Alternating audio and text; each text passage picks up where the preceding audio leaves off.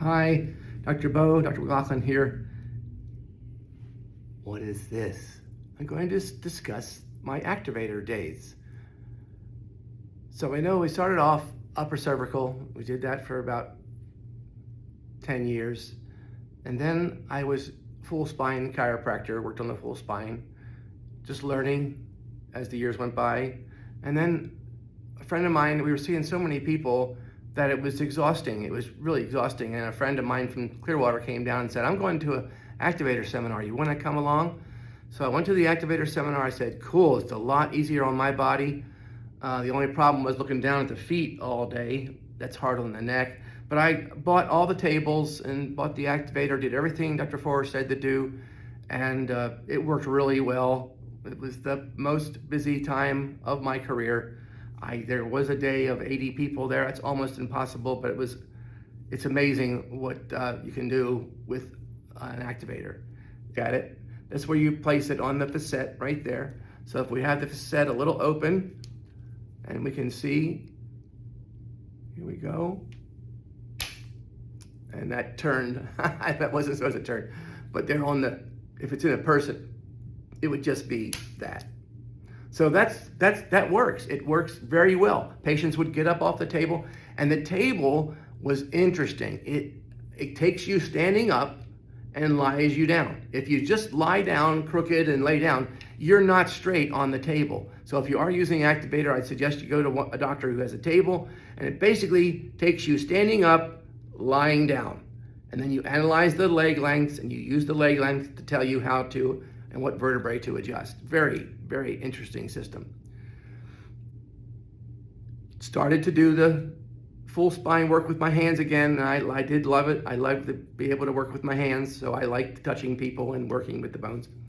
But you got to understand, there's 3 receptor beds of these things called proprioceptors, P-R-O-P-R-I-O-R-E-C-E-P-T-O-R, proprioceptor.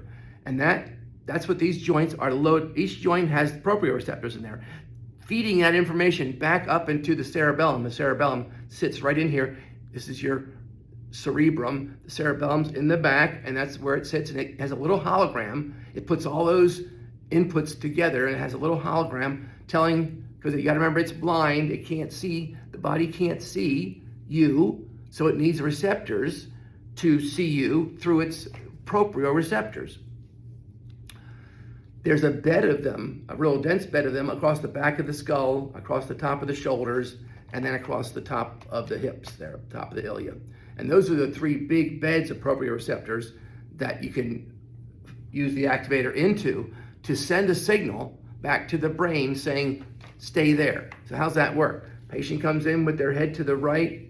Do you see all the bones, how they're all twisted? And you can give a listing or a setting with letters of how they're out of line. Like, you use the spinous, P, posterior, and right. That's a PR. That's the way chiropractors list the bones when they're in school. That's how we're taught.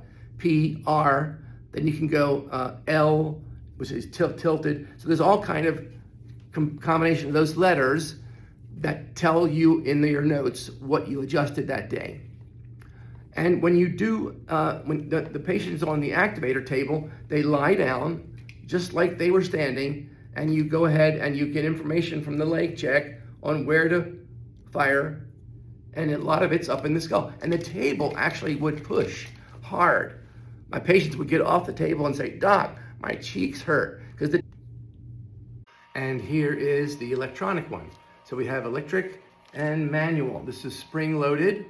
And I think these started out as dental. Only as a dentist use these to snap the teeth if they want to knock a tooth out.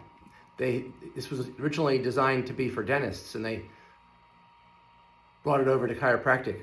And then this is the electronic version, and it makes some spring-loaded, and it taps, just either can pulse multiple times,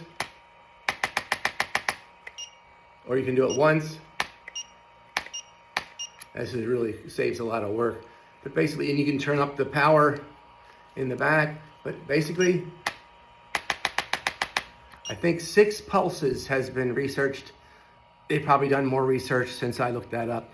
But but 6 taps is what gives you the most desirable proprioceptive input. So you take the patient, again, put them in the mirror image of their distortion. Everybody's got forward head posture. So you bring the head back or raise the headpiece up on that table that we have. You can raise the headpiece up. Let me show you that. So we'll take the patient, we raise that up. You can put the patient face down there. And that brings the head, backward. And then you come up with the activator device and you put it on the facet.